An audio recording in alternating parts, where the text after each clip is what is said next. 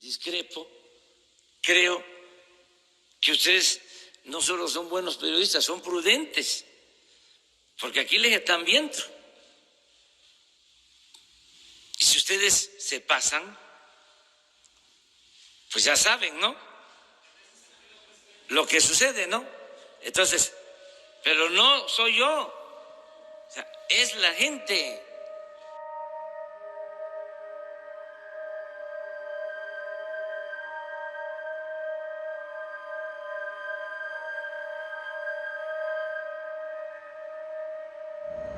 Armando Rodríguez.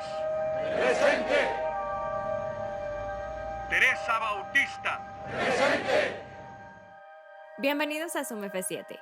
En esta ocasión hablaremos de la representación del periodismo en el séptimo arte, tomando como referencia a la serie Tijuana, recientemente estrenada en Netflix, que no solo replica algunas de las convenciones más utilizadas en este tipo de filmes, sino que además lo sitúa en el peculiar ámbito mexicano, en donde ejercerlo podría significar la muerte. Antes de comenzar, nos gustaría invitarlos a que nos apoyen en Patreon. Su ayuda es vital para mantener el canal, y a que se suscriban a nuestro segundo proyecto, Cine para Todos.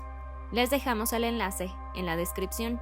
Sin más preámbulo, comencemos.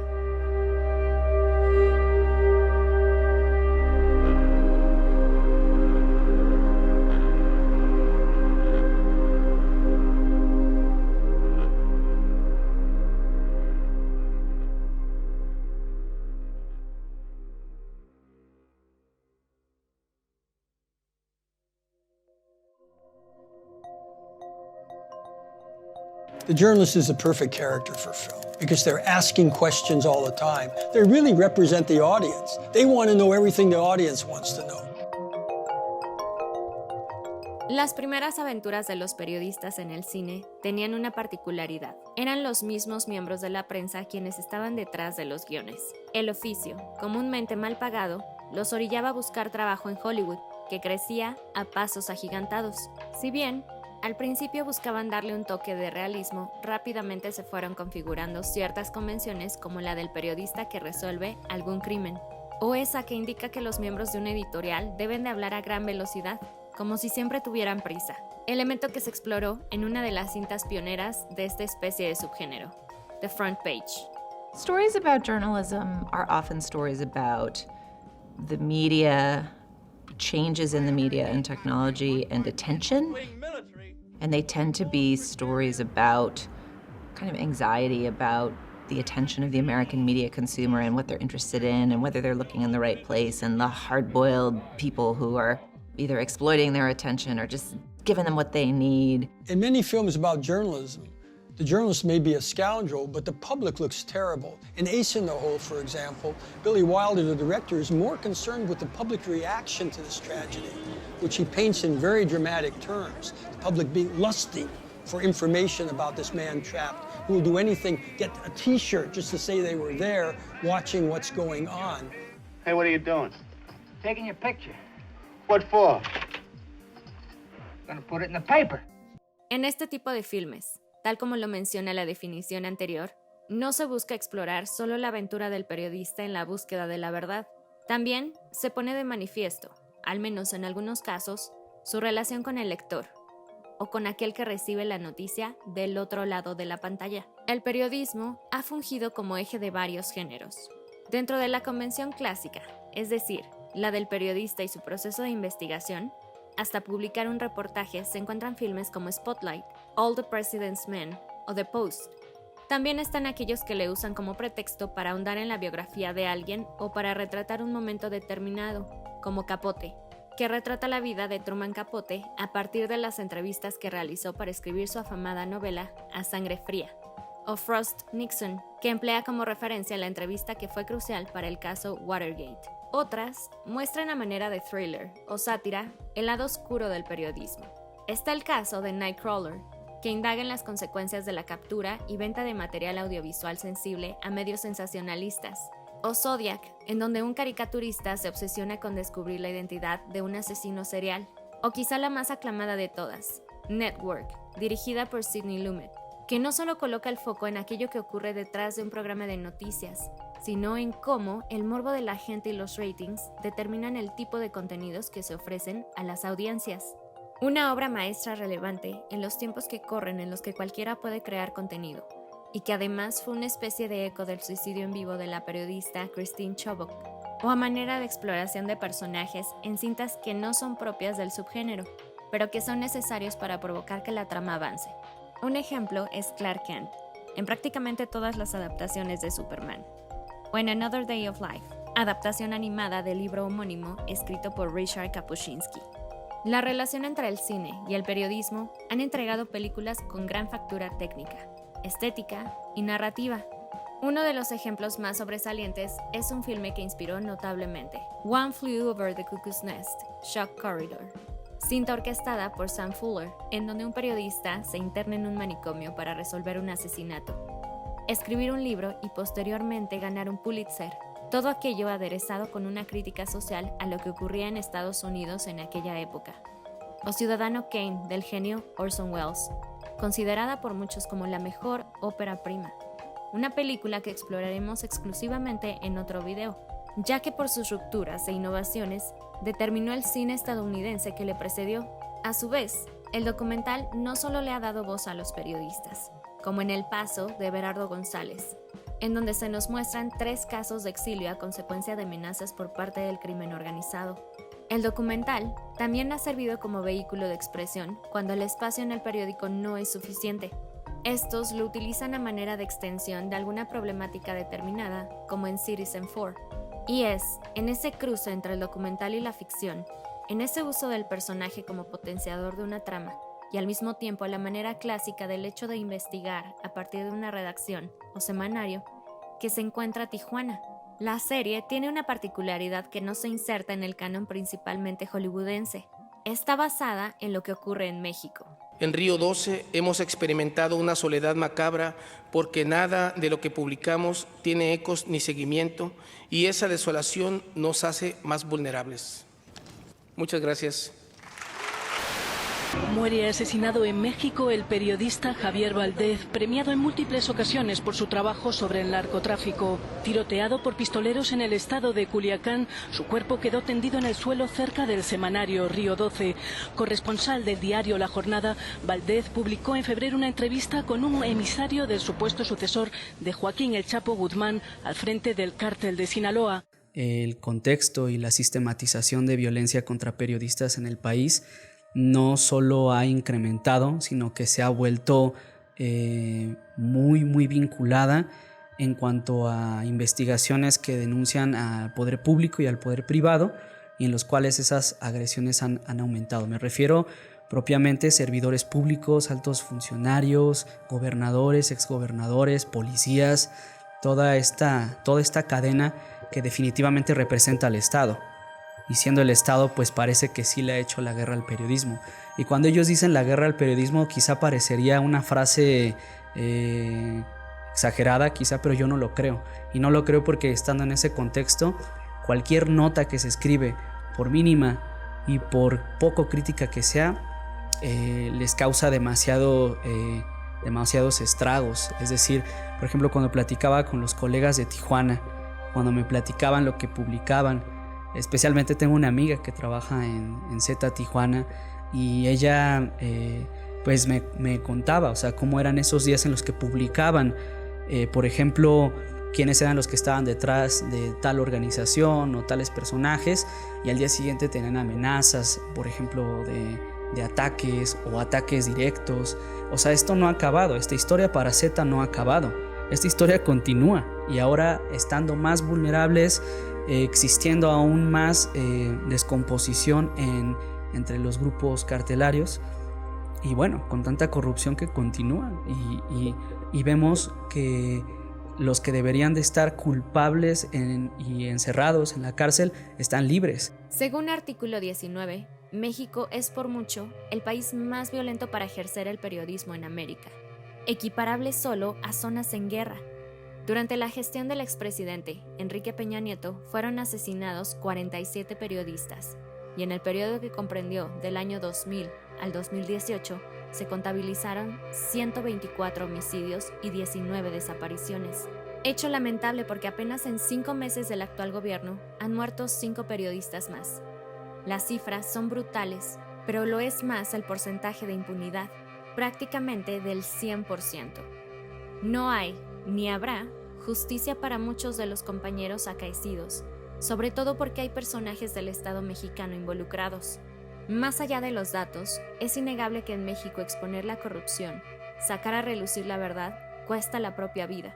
Y es ahí donde entra Tijuana, la serie producida por Netflix y orquestada por Zaire Ferrer y Daniel Posada. Los creadores realizaron un impecable trabajo de investigación. La primera advertencia es crucial: ni los personajes ni los lugares pertenecen a la vida real, o tal vez sí, y es que por momentos parece un documental. La cámara en mano se limita a registrar lo que ocurre al interior del periódico, que por momentos rememora a Río 12, en donde trabajaba el propio Valdés, antes de ser asesinado, o al semanario Z. La cuestión es que los personajes viven, respiran y nos recuerdan a los rostros que han perdido la vida haciendo su trabajo. La muerte es un pretexto para profundizar en la tragedia del periodismo en México. Tijuana hace uso del aspect ratio como puerta de entrada al destacado y perfectamente interpretado personaje de Roberto Sosa, Iván Rosa. Una vieja entrevista nos muestra uno de los atributos que cuestan la vida en este país: el valor para denunciar, el arrojo para poner en palabras lo que muchos prefieren ocultar tras el silencio. El periodista no teme denunciar frente a la cámara, y esto evidentemente le cuesta la vida. A partir de ahí se desarrolla la historia. Es un hecho que la prensa nacional debe cuidarse las espaldas, y más cuando se topan frente a declaraciones desafortunadas, como las del presidente, que mientras levanta el dedo en claro gesto incriminatorio y señala con irresponsabilidad a reporteros, aligera la magnitud de los ataques que sufren a diario. En México, el periodismo está mal pagado las más de las veces. Es en ese terreno que Tijuana construye una ficción cuya semejanza con la realidad es lamentable y espeluznante. El juego de la relación del aspecto se complementa con la paleta de color, desaturada y gris, señal inequívoca que nos sitúa en los paisajes sombríos que tendrá que cubrir el Frente Tijuana, semanario en donde ocurren las acciones. La inspiración para construir la trama viene de todos lados, desde atentados en contra de candidatos, algunos de los cuales perdieron la vida.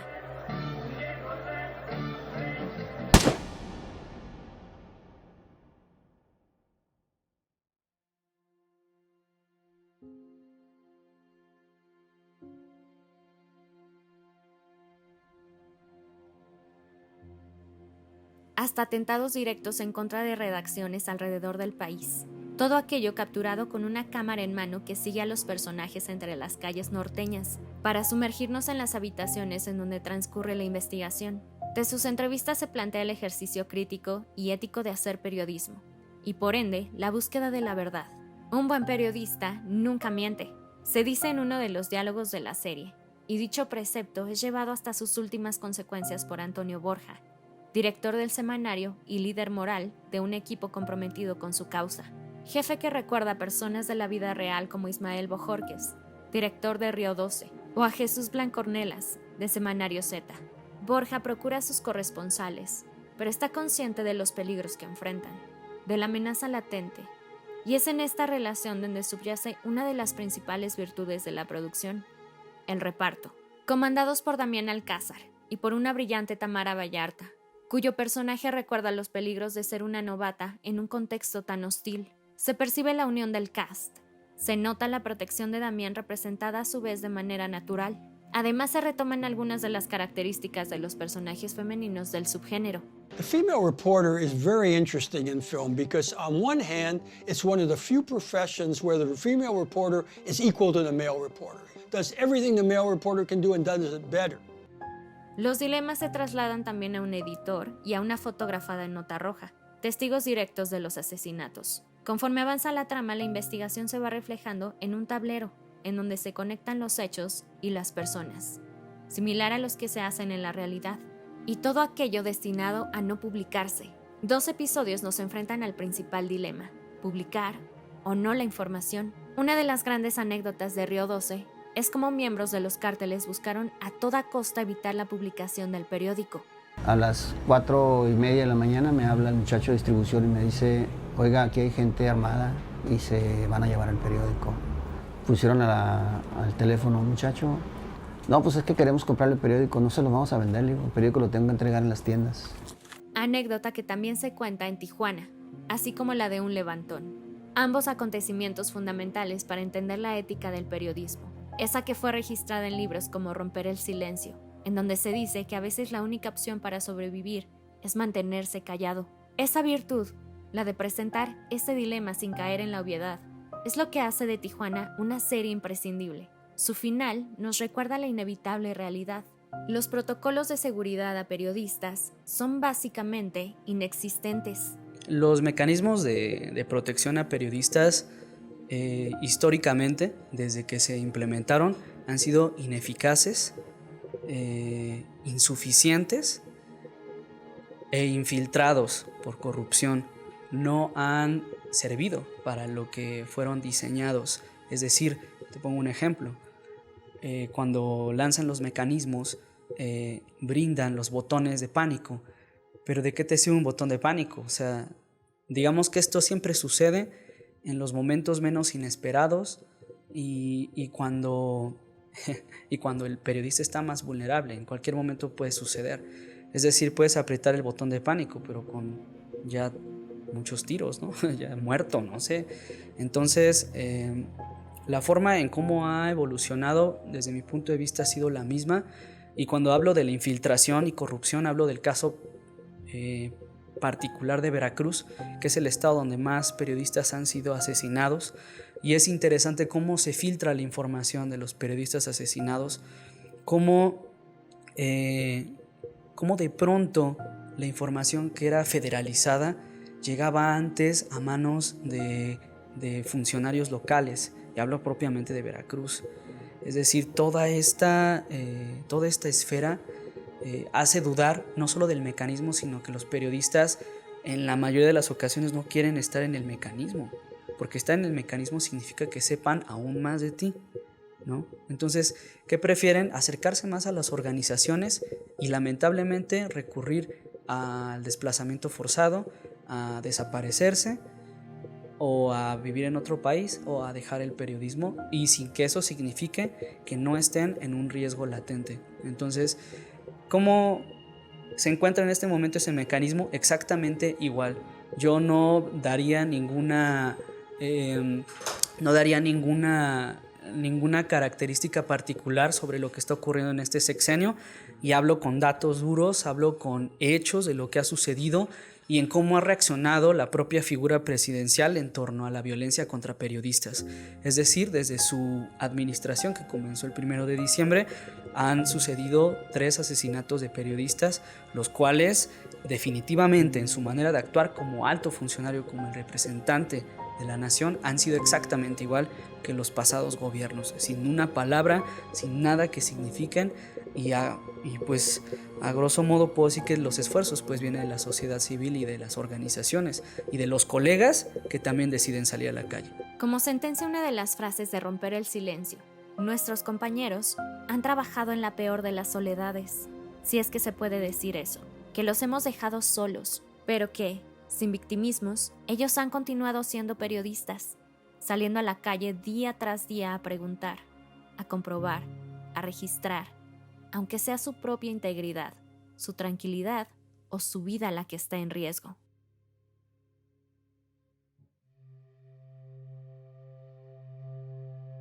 Cuéntenos en los comentarios, ¿qué otro tema les gustaría que analizáramos? No olviden suscribirse, compartir, regalarnos un like, activar la campanita para que les llegue una notificación cada vez que subimos un nuevo video, apoyarnos en Patreon, seguirnos en Instagram y suscribirse a Cine para Todos, nuestro segundo canal.